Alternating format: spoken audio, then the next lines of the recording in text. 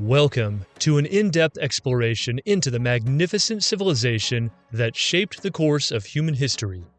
In this video, we'll provide an extensive overview of ancient Egyptian history from its beginnings along the Nile River to its eventual decline under foreign rule. Join us on this captivating journey as we uncover the secrets of a civilization that continues to captivate our imagination. The story of ancient Egypt begins around 6000 BCE when the first agricultural settlements emerged along the Nile River. The Nile's annual flooding provided fertile soil and a reliable source of water, allowing the inhabitants of the region to develop a sustainable agricultural system.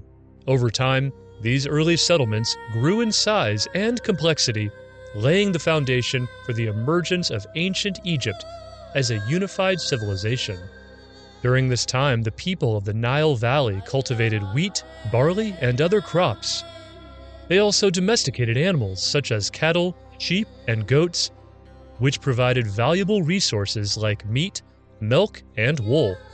Fishing and hunting played an important role in their subsistence as well, as the Nile River and its surrounding marshes teemed with fish, birds, and other wildlife. We'll begin with the Predynastic Period, which extends from 6000 to 3100 BCE, during which distinct cultural and political entities emerged in Upper and Lower Egypt. The people of this era developed sophisticated pottery, metalworking techniques, and religious practices that would later become characteristic of ancient Egyptian culture. The process of political unification began as the rulers of Upper and Lower Egypt sought to expand their influence and territory. During the Predynastic period, trade networks developed between the early settlements, facilitating the exchange of goods and ideas.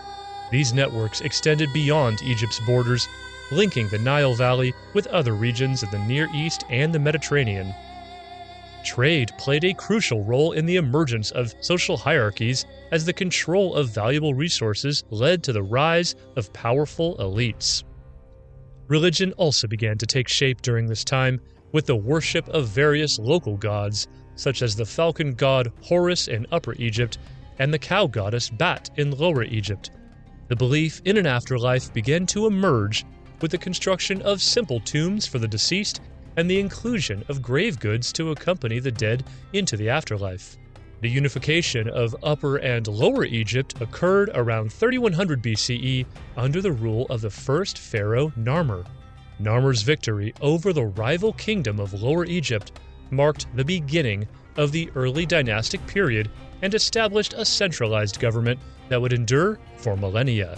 The newly unified Egypt began to develop its distinctive culture, religion, and social structure, setting the stage for its rise as one of the most powerful and influential civilizations in the ancient world. The Palette of Narmer, a ceremonial object found in the ancient city of Hierakonpolis, provides critical evidence of the unification. This two-sided artifact depicts scenes of Narmer wearing the crowns of Upper and Lower Egypt, symbolizing a political consolidation of the two regions. The unification also facilitated the creation of a new administrative structure with a centralized bureaucracy that could manage the resources and affairs of the kingdom. Narmer established the capital at Memphis, which would become a key political, economic, and religious center for ancient Egypt. The Early Dynastic Period. The Early Dynastic Period, spanning from 3100 to 2686 BCE, marked the establishment of the first pharaonic dynasties and the construction of the earliest monumental architecture. Pharaohs such as Djoser and Khafre presided over a rapidly evolving civilization that laid the groundwork for the remarkable achievements that would follow in the Old Kingdom. During this time, the Egyptians developed their system of hieroglyphic writing, which would become a defining characteristic of their civilization. One of the most significant developments in the early dynastic period was the construction of the step pyramid of Djoser at Saqqara, built by the famous architect Imhotep. This monumental structure, which served as Djoser's tomb, marked a departure from the earlier mud brick mastabas and set a precedent for the future pyramid building efforts. The step pyramid complex also featured a range of other structures, including temples, courtyards, and statues, showcasing the increasing complexity and sophistication of ancient Egyptian architecture. In addition to architectural advancements, the early dynastic period saw the emergence of a more defined religious belief system. The gods and goddesses of ancient Egypt began to take on their familiar forms, and the role of the pharaoh as a divine ruler solidified. This period also saw the development of the concept of Ma'at, the ancient Egyptian principle of truth, balance, and cosmic order, which would become a cornerstone of Egyptian society and religion. After the early dynastic period comes the Old Kingdom, which spawned from 2686 to 2181 BCE. This era marked the height of the Pyramid Age and the pinnacle of ancient Egyptian civilization in terms of art, architecture, and centralized power. During this time, the pharaohs of the 4th, 5th, and 6th dynasties constructed the iconic pyramids of Giza, Saqqara, and Dashur, which stand as monumental testaments to their power and ambition. The Old Kingdom is often referred to as the Age of the Pyramids due to the construction of these remarkable structures which still captivate us today. The most famous pyramids, the Great Pyramid of Giza, the Pyramid of Khafre, and the Pyramid of Menkaure, were built during the 4th dynasty under the rule of pharaohs Khufu, Khafre, and Menkaure respectively. These colossal tombs were constructed using massive limestone blocks and complex engineering techniques, which have long puzzled archaeologists and engineers. The Great Sphinx, a massive limestone statue with the body of a lion and the head of a human, was also carved during this time, adding to the mystique of the Giza Plateau. The Old Kingdom was also marked by significant achievements in art, literature, and science. Sculptures and paintings from this era display a high degree of realism and sophistication, and the first examples of ancient Egyptian literature, such as the pyramid texts, began to appear. Advances in mathematics, astronomy, and medicine also flourished during this time, laying the foundation for future innovations. Following the Old Kingdom, we have the First Intermediate Period, which spanned from 2181 to 2055 BCE. This era was characterized by political instability and decentralization after the collapse of the Old Kingdom. Egypt found itself divided into several competing factions, with various rulers vying for power. The weakening of central authority led to a decline in monumental building projects and a shift in artistic styles. Despite the political turmoil, the First Intermediate Period saw important developments in literature and art. The emergence of the coffin texts and the Book of the Dead reflected a democratization of religious beliefs and practices, as these funerary texts were now accessible to a wider range of individuals, not just royalty.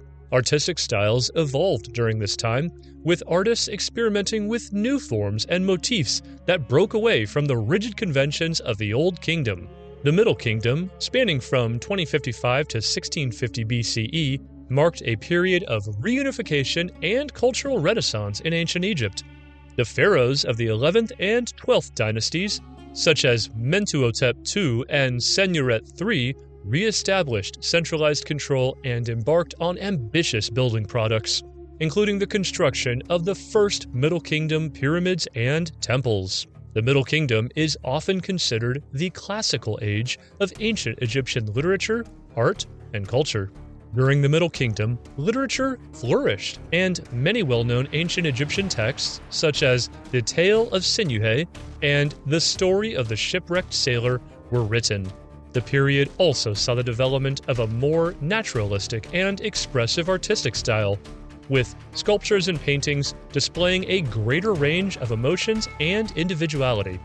The Middle Kingdom also marked an expansion of Egyptian influence into Nubia and the Levant, as well as the establishment of a network of forts along the Nile to protect Egypt's borders. Following the Middle Kingdom, we encounter the Second Intermediate Period, which extended from 1650 to 1550 BCE. This era was yet another period of political disarray and turmoil in ancient Egypt. Instability during this time was underscored by the invasion and governance of the Hyksos, an Asiatic people who founded their capital at Avaris in the Nile Delta. The Hyksos introduced new technologies, including horse-drawn chariots and advanced weaponry, which the Egyptians would later adopt and incorporate into their own arsenal. During the Second Intermediate Period, Egypt was divided into several competing factions, with the Hyksos ruling the northern parts of the country and various local rulers governing the southern regions. The period saw a blending of Egyptian and Near Eastern cultures, as well as the rise of the Theban kings who would eventually expel the Hyksos and reunify Egypt. As the Second Intermediate Period came to an end, the new kingdom emerged, spanning from 1550 to 1070 BCE, and marked the zenith of ancient Egyptian power and prestige. The 18th, 19th, and 20th dynasties produced some of the most famous pharaohs in history, including Hatshepsut, Akhenaten, Tutankhamun, Ramesses II, and Ramesses III. The New Kingdom was a time of unprecedented military expansion, monumental building projects, and flourishing artistic and religious traditions. During the New Kingdom, Egypt expanded its empire, controlling territories in Nubia, the Levant, and the Eastern Mediterranean. Pharaohs such as Thutmose III and Ramesses II led successful military campaigns, consolidating Egypt's position as a dominant regional power. The period also saw the construction of some of the most iconic monuments in ancient Egyptian history, including the temples of Karnak, Luxor, and Abu Simbel. The New Kingdom was marked by significant religious changes as well, most notably the reign of Akhenaten, who introduced the worship of the monotheistic sun god Aten and temporarily upended the traditional pantheon of gods. This radical shift was short-lived, however, as subsequent pharaohs, including the young Tutankhamun, restored the traditional religious practices. Following the conclusion of the New Kingdom, Egypt entered the Third Intermediate Period, which extended from 1070 to 664 BCE.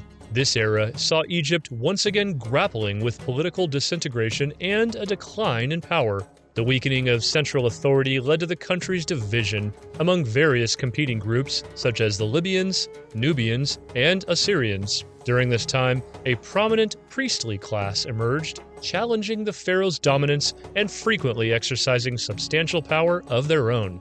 During the Third Intermediate Period, Egypt experienced a cultural resurgence with a renewed focus on traditional religious practices and the arts. Many of the artistic styles and motifs from earlier periods were revived, and there was a resurgence in the construction of temples and tombs. Despite the political turmoil, this period also saw the rise of the Nubian 25th dynasty, which briefly reunited Egypt and restored some semblance of stability. As the Third Intermediate Period came to an end, Egypt transitioned into the Late Period, which spanned from 664 to 332 BCE. This final phase of ancient Egyptian history, before the arrival of Alexander the Great and the onset of the Greco-Roman period, was characterized by a series of foreign invasions and occupations, including the Assyrians, Persians, and ultimately the Greeks.